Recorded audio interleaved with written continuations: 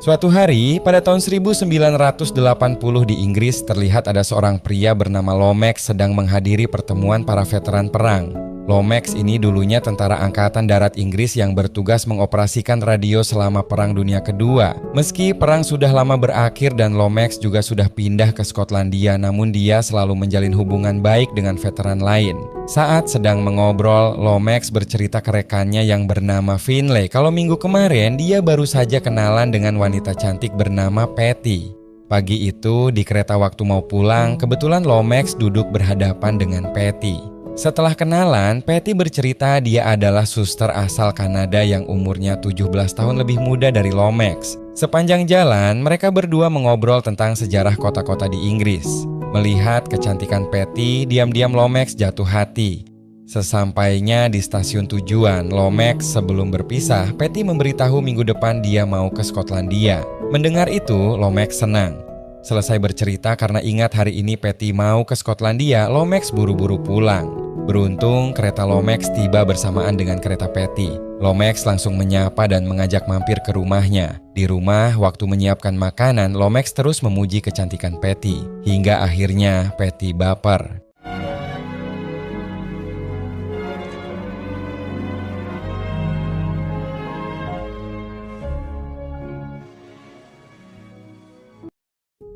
Tiga tahun kemudian, pada tahun 1983, setelah cukup lama menjalin hubungan, Lomax dan Patty menikah. Pagi-pagi di hotel tempat mereka berdua bulan madu, Lomax bermimpi ada tentara Jepang muncul ingin menangkapnya. Lomax hanya bisa pasrah dibawa pergi.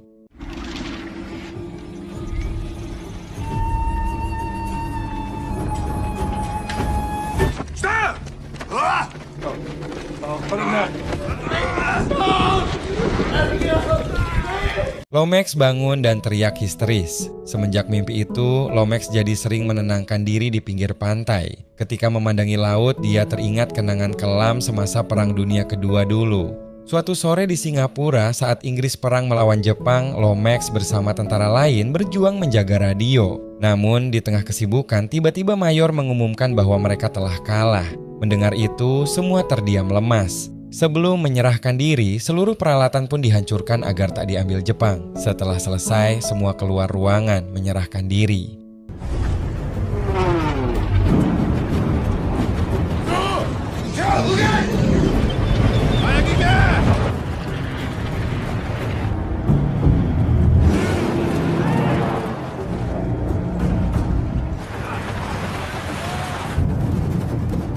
Akibat kekalahan itu, 80.000 tentara dijadikan tawanan perang oleh Jepang.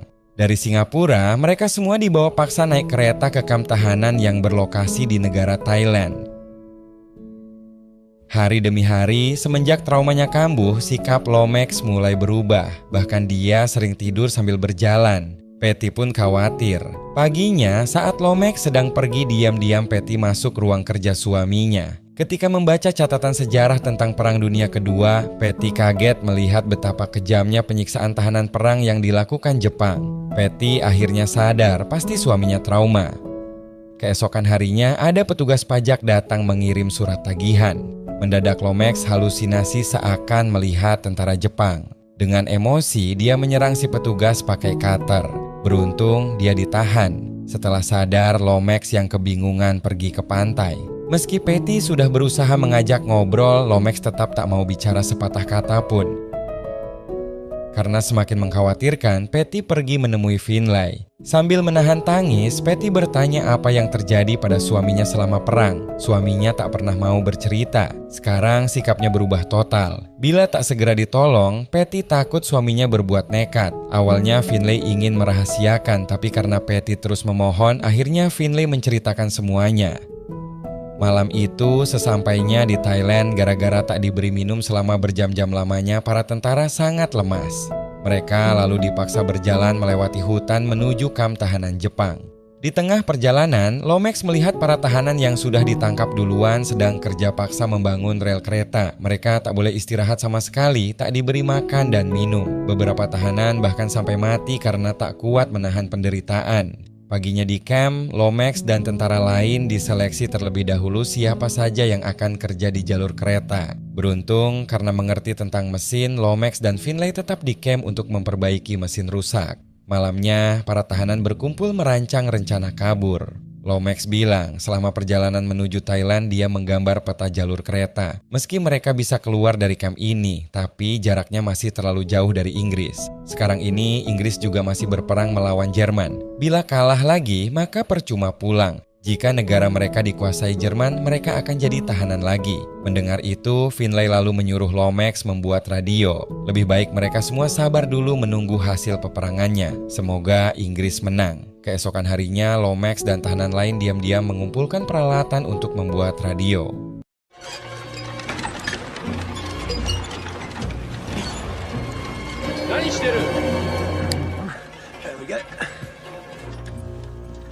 Ketika Lomax berjalan melewati para pekerja, dia kaget melihat kondisi Mayor yang sangat memprihatinkan. Saking lelahnya, untuk bicara saja, Mayor tak punya tenaga. Lomax hanya terdiam menahan perih. Malamnya, waktu semua tidur, Lomax menggambar peta jalur kereta. Agar tak ketahuan, dia menyembunyikan petanya dalam bambu, lalu mulai merakit radio di dalam truk bersama Finlay.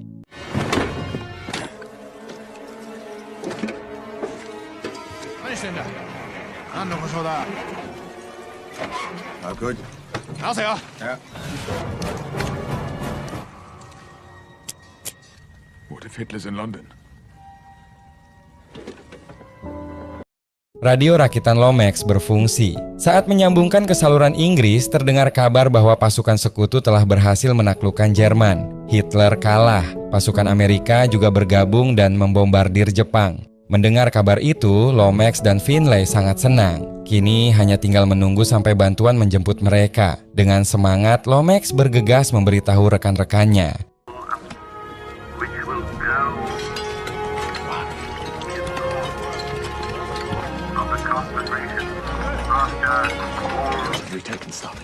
Waktu bertemu Mayor, Lomax memberitahu kabar di radio. Saat tahu Jerman kalah, Mayor bengong. Ia tak menyangka masih ada harapan. Dengan lemas, Mayor meneruskan kabar itu ke rekan-rekan lain. Setiap malam di dalam truk, Lomax dan Finlay terus mengumpulkan informasi terbaru tentang perang. Hingga suatu hari, salah satu tentara Jepang menyadari pergerakan Lomax. Karena curiga, mereka menggeledah.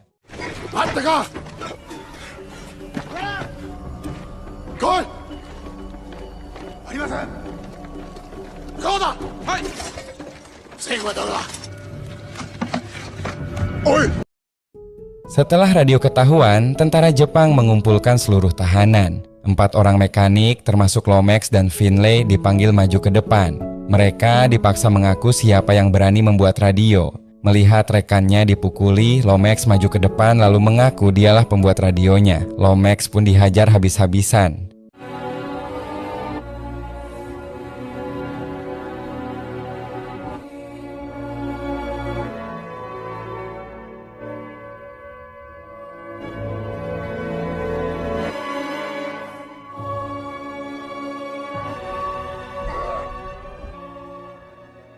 Dalam tenda, Finlay dan rekan lain hanya bisa mengobati luka-luka Lomax seadanya.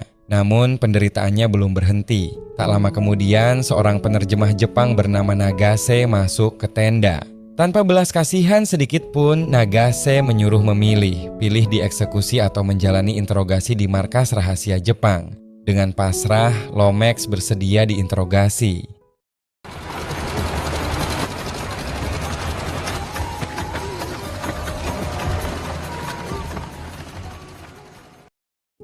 Semenjak dibawa pergi, 2 minggu lamanya Finlay tak pernah melihat Lomax lagi. Hingga suatu hari, akhirnya Lomax dipulangkan dengan kondisi terluka sangat parah, seperti habis mengalami penyiksaan. Setelah menceritakan semuanya ke Patty, Finlay bilang tak semua pria sanggup menceritakan masa lalunya. Laki-laki tak bercerita, ia harap Patty mengerti. Mendengar kisah tragis suaminya, Patty terdiam syok. Keesokan harinya, agar Lomax mau terbuka, Patty mencoba pelan-pelan mengajaknya berdansa sambil memutar musik radio. Awalnya berjalan lancar, tapi saat terdengar lagu kebangsaan Inggris mendadak Lomax berhenti dan langsung mematikan radionya. Siang hari, Finlay mengundang Patty ke rumahnya. Finlay menjelaskan alasannya mengumpulkan para veteran agar mereka bisa punya tempat untuk saling menyembuhkan trauma mereka masing-masing. Tapi ternyata tak semudah itu. Mereka, para veteran, tak pernah bisa melupakan sedikit pun kenangan pahit semasa perang dulu.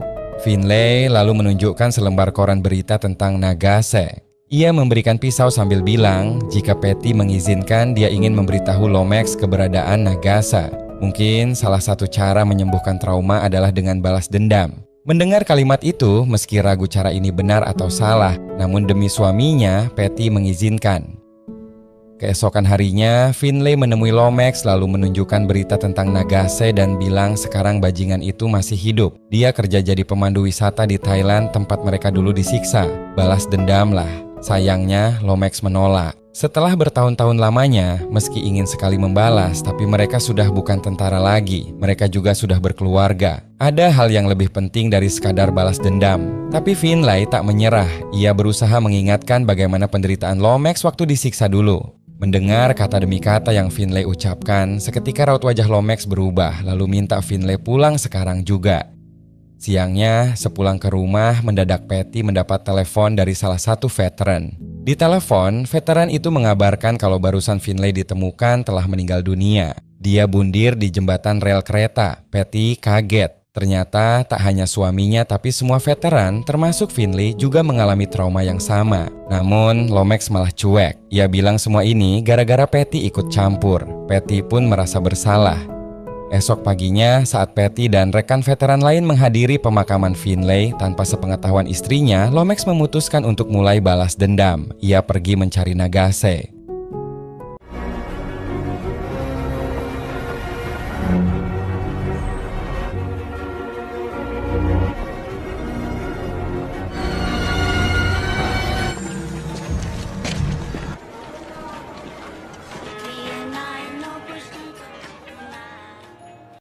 Sesampainya di Thailand, setelah memesan penginapan, Lomax pergi ke museum tempat Nagase bekerja. Dari kejauhan melihat Nagase sedang memandu para turis, hati Lomax sangat panas. Ia diam-diam mengikuti Nagase. Dengan sabar dia menunggu sampai suasana sepi. Tak lama kemudian, setelah semua turis pergi, Lomax masuk. Melihat Lomax ada di hadapannya, Nagase terdiam mematung.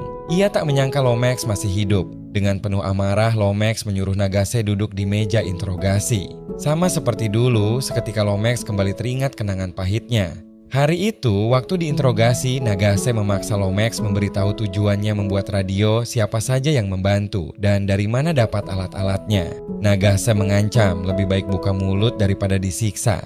Sambil gemetar, Lomax menjelaskan radio buatannya cuma bisa mendengar berita tentang perang saja. Dia hanya membuat radio sendirian tanpa bantuan tahanan lain. Tapi Nagase tak percaya. Ia curiga radionya digunakan untuk membocorkan informasi. Meski Lomax berusaha meyakinkan kalau radionya tak punya mikrofon, jadi tak mungkin bisa dipakai komunikasi, Nagase tetap tak percaya. Lomax pun diseret dan dimasukkan ke dalam kurungan bambu. Hari demi hari, Lomax terus dipaksa buka mulut. Tapi karena jawabannya tak memuaskan, dia disiksa habis-habisan.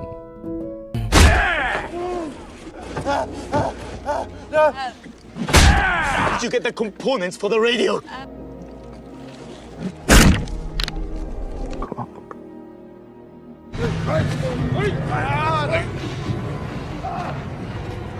Setelah teringat momen itu dengan emosi, Lomax bertanya kenapa Nagase masih hidup. Padahal semua tentara Jepang ditangkap dan dieksekusi akibat kejahatan perang mereka. Nagase bercerita sebenarnya dia bukan tentara Jepang, dia hanya penerjemah. Dulu saat pasukan Inggris datang menyelamatkan para tahanan, seluruh tentara Jepang ditangkap. Mereka yang terbukti melakukan kejahatan perang dan menyiksa para tahanan akan dieksekusi sesuai hukum yang berlaku. Karena pihak Inggris butuh penerjemah, Nagase mengajukan diri. Akhirnya dia selamat. Mendengar itu, Lomax semakin muak. Kalian semua telah memperlakukan kami seperti binatang. Lomax lalu mengambil kayu yang dulu digunakan untuk mematahkan tangan para tahanan. Melihat dendam di mata Lomax, Nagase hanya bisa pasrah mengulurkan tangannya.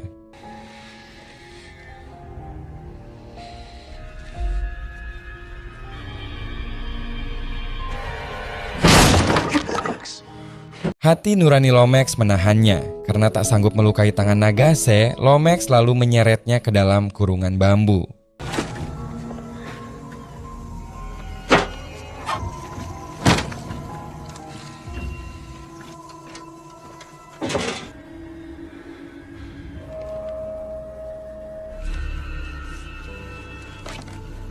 Saat ingin menyiksa, Lomax teringat ruangan isolasi tempatnya dulu menjalani penyiksaan. Dengan gemetar dia masuk ke ruangan itu.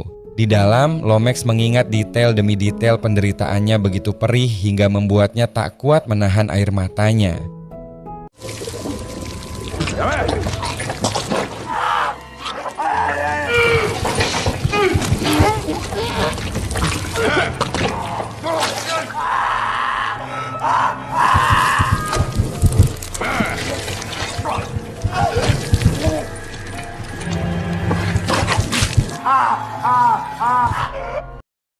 Akibat tak kuat menahan siksaan, Lomax pun membocorkan kabar perang yang dia dengar dari radio.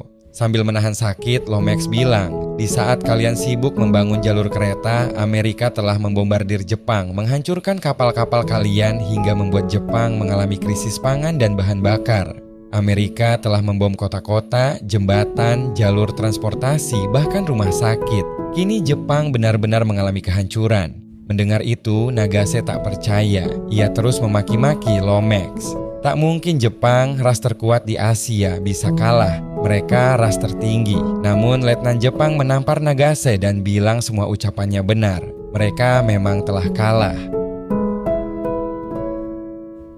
Setelah mengingat semua kejadian itu, Lomax menghampiri Nagase di kurungan bambu. Ia duduk lemas lalu bertanya, kenapa Nagase tak ikut mati saja? Kenapa tetap hidup sendirian di saat rekan-rekannya mati?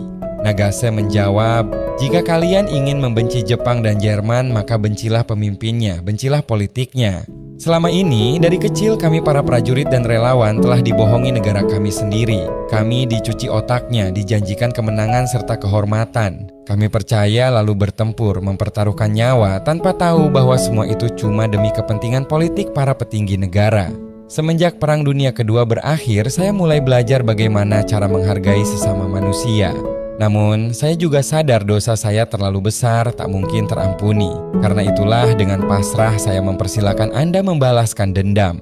Mendengar kalimat itu, anehnya perlahan-lahan dendam di hati Lomax seakan memudar. Ia mulai merenung. Sesungguhnya dalam perang tak ada menang kalah, semua orang sama-sama menderita. Yang harus dia benci bukanlah tentara perangnya, tapi perang itu sendiri. Hingga akhirnya Lomax memutuskan pergi meninggalkan Nagase.